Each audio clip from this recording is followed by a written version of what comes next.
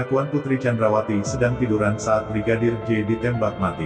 Namun sebelum kita lanjut, mohon luangkan jari Anda untuk menekan tombol subscribe, like, dan komen agar kami lebih bersemangat menyajikan berita terupdate setiap harinya. Putri Chandrawati hadir dalam sidang lanjutan pembunuhan berencana Brigadir J dan diperiksa sebagai terdakwa di Pengadilan Negeri PN Tutup Jakarta Selatan, Rabu tanggal 11 Januari tahun 2023. Ia tampak gelagapan saat dicecar pertanyaan oleh hakim anggota, Morgan Simanjuntak soal posisinya dalam penembakan Brigadir J di rumah dinas Duren 3, Jakarta Selatan. Lalu, sampai di Duren 3 kamu masuk kamar setelah diantar sama Kuat dan mendengar suara tembakan. Waktu mendengar suara tembakan kamu ketiduran atau lagi nyenyak atau sadar? Tanya Hakim Morgan di ruang pengadilan. Waktu itu saya sedang tiduran di atas kasur di kamar. Terus keluar letusan, saya kaget, saya tutup telinga, saya menangis. Ini ada apa? Jawab Putri. Kamu tidak keluar? Tanya ada apa Pak? Kata Hakim kembali. Saya takut Yang Mulia, sejak kejadian tanggal 7 saya ketakutan, ucap Putri kembali. Sudah tidak berani keluar ya? Kata Hakim. Siap Yang Mulia, jawab Putri. Hakim pun bertanya kepada Putri yang saat kejadian itu berada di dalam kamar di lantai dasar rumah dinas. Putri mengaku saat itu mendengar suara letusan senjata api. Terus berapa lama kemudian baru suamimu datang ke kamar? Tanya Hakim. Tidak terlalu lama Yang Mulia, waktunya terus ada yang membuka pintu, saya kaget, saya balikan badan saya.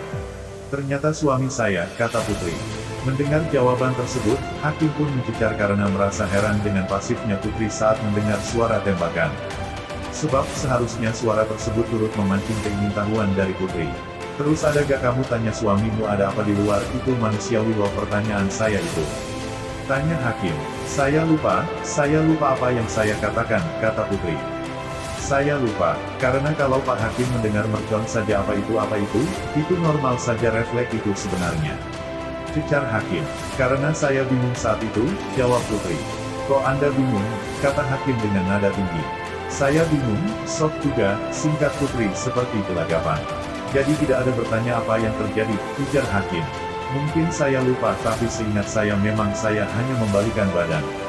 Lalu saya melihat suami saya membuka pintu dan mukanya panik dan langsung rangkul saya begini dan bawa keluar, kata Putri.